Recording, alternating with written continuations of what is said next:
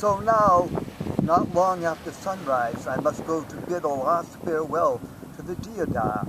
For so long, my admonitory guardian and kindly aristocratic mentor. My conversations with it must come to an end. My meditations underneath its drooping needle branches shall reach their finale. With stick in hand, I climb the rugged height whose tree-girt top holds my sanctuary. It is not pleasant, this valedictory task of mine, and I do not know how the deodar will take my unexpected desertion. When at last I emerge from the thorny underbrush and scattered stones of the slope and cross the open space of the sanctuary, I halt to catch my breath.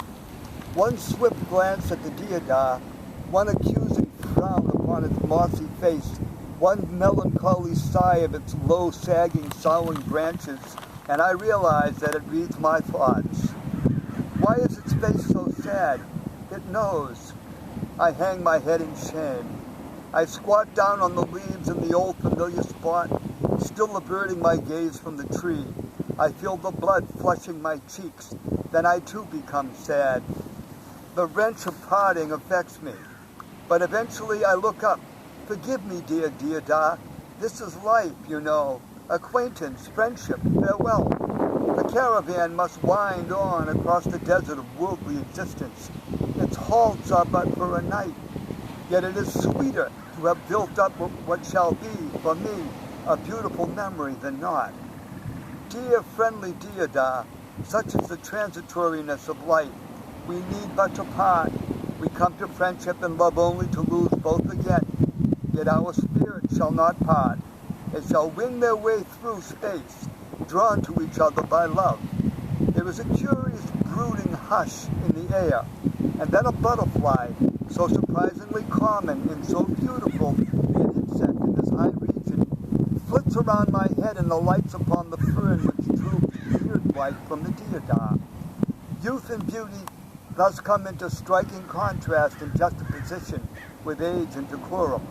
The gorgeously winged creature, much larger than its European relatives, attaches herself. Surely this daintily clad, delicately groomed visitor can only be a high-born lady. To the plant, gathers her exquisite, highly covered raiment around her and settles down into a fixed position. Has she come to grace my graceless departure? The overwhelming stillness gathers around us, folds and enfolds the entire scene. I notice the dewdrops which still hang like tears from the needle tips of the old deodar's branches, which sag low, as though weeping. Yes, I too feel like weeping. Have you any message for me, O deodar? The intense silence, the unperturbed peace, holds us for a minute more. At last it is broken, not by any sound, though, but by a thought whisper which floats through the atmosphere into my brain. Quote, you came to me out of a world which I do not know and do not understand. Sooner or later I knew that you would be recaptured by it. Why should I wish to detain you? Have I not learned how to live alone? Have I not found in my own solitude the strength to endure all things, even the buffetings of snarling winds and the rage of destructive lightnings? Where did I get this power of endurance from? I drew it forth out of my own heart, where at first it lay asleep. Now I fear none and nothing, not even death, which cannot be far away. I have learned to depend on no help except my own. That, my younger friend, is my answer to you. Be self-reliant wheresoever you go. Remain a hermit inwardly. Then your world can never weaken you. Do not leave your stillness here after you find it.